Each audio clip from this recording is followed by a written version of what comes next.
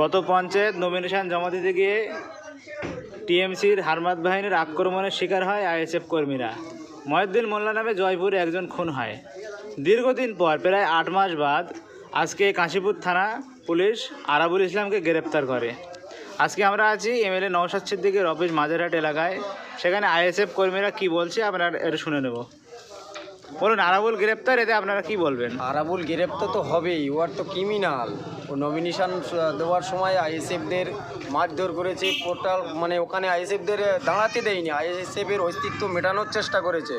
বাইরে থেকে হারমাত বাহিনী নিয়ে এসে ভাঙড়ে অশান্তি করেছে। ভাঙড়ের মানুষ শান্তি চায়, অশান্তি চায় না। আজকে 7-7টা প্রাণ ওই ভাঙড়ের মধ্যে গেছে। ওই আরাবুলের মতো লোকের জন্য আজকের ভাঙড়ের 7-7টা প্রাণ গেছে। অবশ্যই ওর মতো একটা ক্রিমিনালকে গ্রেপ্তার করা দরকার, আইনের আওতায় নিয়ে ওনার সাজা দেওয়া দরকার, যার জন্যে উনি গ্রেপ্তার হয়েছে। শুনছি আপনারা নাকি মিষ্টি বিতরণ করছেন এলাকায়। দেখেন, একটা অ্যান্টি সোশ্যাল ক্রিমিনাল গ্রেপ্তার হয়েছে, মিষ্টি বিতরণ তো অবশ্যই করছি আমরা। আর দ্বিতীয়টা, ভাঙড়ে ওই যে মানে 7-7টা খুনের জন্য একমাত্র আরাবুল, শওকত মোল্লা এবং ওর ছেলে দায়ী। আপনি কি বলবেন? দেখুন, বিগত দিনে ওরা শুধুমাত্র এই যে নমিনেশন তাই নয়, বিগত 11 থেকে 12 বছর প্লাস ওরা যেভাবে সাধারণ মানুষের উপরে অত্যাচার, গরিব অসহায় মানুষের সমস্যার কারণ হয়ে দাঁড়িয়েছে, তারপরে ওরা যেভাবে লুটপাট করে খাচ্ছে, বিগত দিনে দেখুন ওয়েটল্যান্ড থেকে শুরু করে সমস্ত সেক্টরে ওরা তোলা থেকে শুরু করে সমস্ত রকম কুকাজের অন্যায় কাজের সঙ্গে ওরা জড়িত।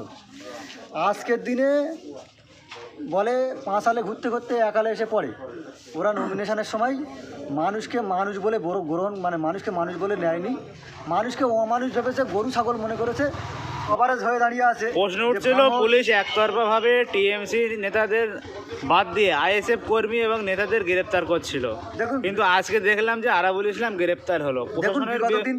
প্রশাসনের এই কার্য নিয়ে আপনারা কি বলবেন? দেখেন, প্রশাসনের এই কার্য নিয়ে আমরা প্রশাসনের ওপরে আগাগোড়ায় আস্থা রেখেছিলাম, বা প্রশাসন এতদিন সত্যিকারের কথা মানে আমরাও দেখেছিলাম যে যতদিন বেঙ্গল পুলিশ ছিল ততদিন আইএসএফ দেখেই গ্রেপ্তার করতো, কিন্তু কলকাতা পুলিশ এসে যেটা সঠিক সেটাই করেছে, যে ক্রিমিনাল আরাবুল তাকেই গ্রেপ্তার করেছে।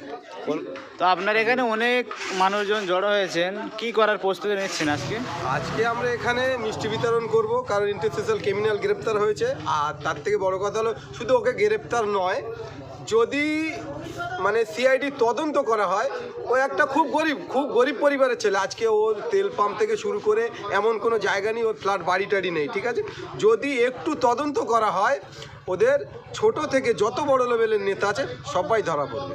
আরাবুলের কিছুই ছিল না, আজকে ওর বহুত কিছু আছে। কি করে হয়? একটা রাজনীতি করলে এত কিছু করা যায়?